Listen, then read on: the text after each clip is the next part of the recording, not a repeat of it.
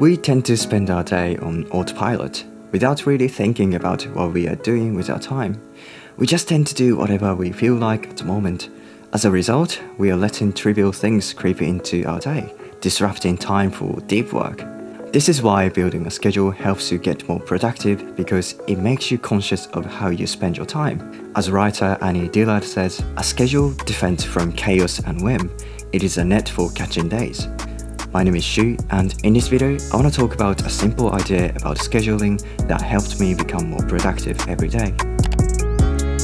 Until a few months ago, my typical day was broken into small chunks of time, like I work on a video editing for 1 hour, then hop on Zoom meeting for 30 minutes, then reply to emails for 20 minutes, and then go back to video editing. But I felt so unproductive and I couldn't get things done as much as I wanted, and I figured that's because I was mixing the hard intellectual or creative work that requires a long time to finish and trivial work like replying to emails and meetings. I think even a single meeting can lower your productivity if your work involves a long interrupted time to finish, such as writing and designing, programming and drawing. Because when you have a meeting that divides your afternoon into two small pieces that are too small to get to that state of deep focus and finish the job, you're not going to be able to get much stuff done. Plus, you have to remember to go to the meeting and you have to think about what you're going to have to say, and that prevents you from getting to that flow state where your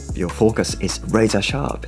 To make it worse, when you are constantly switching between different tasks like programming, writing, replying to emails and phone calls, you're going to experience attention residue, which means it's going to take like 15 or 20 minutes to regain the prior state of focus. So that made me think, how can I reduce attention residue and maintain the state of deep focus longer? And that is when I came across this idea by Paul Graham, Maker Time and Manager Time.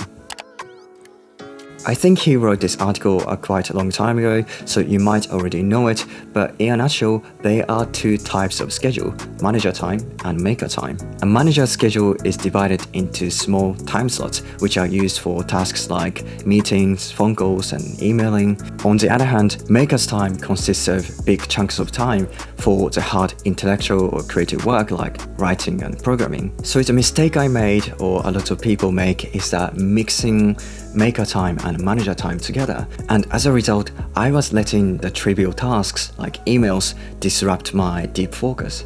So considering this problem, a clear solution would be to make a clear distinction between maker time and manager time in your schedule rather than mix them up.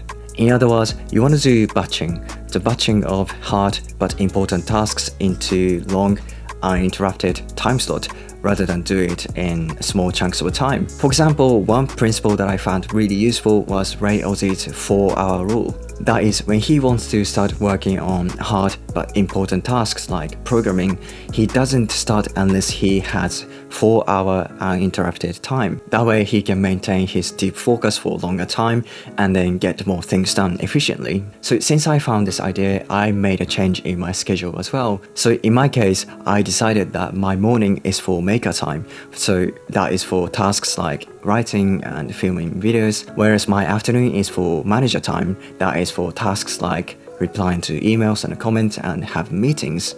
This way, I get to have at least 4 hours every morning to work on the important tasks. And when you have 4 hours without any distraction, you're gonna be able to maintain your focus for much longer and get things done. But of course, I know this is not possible for everyone because not everyone can make their own schedule.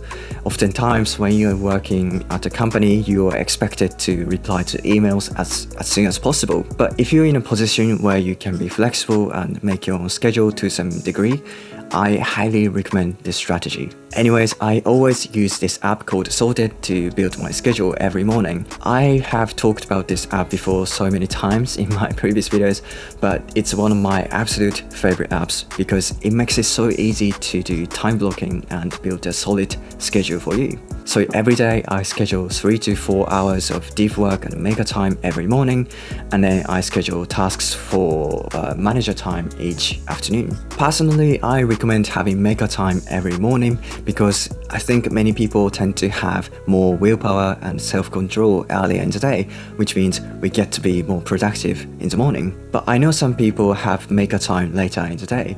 For instance, Paul Graham used to do programming after eating dinner until early morning. On the other hand, people like Haruki Murakami do the opposite.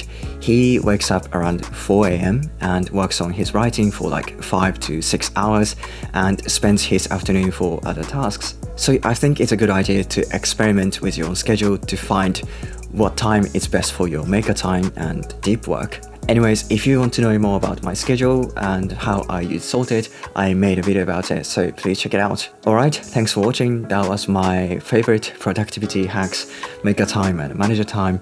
I hope it was useful. If you like this video, please leave a like and a comment and subscribe to my channel. And I will see you in the next video. Bye!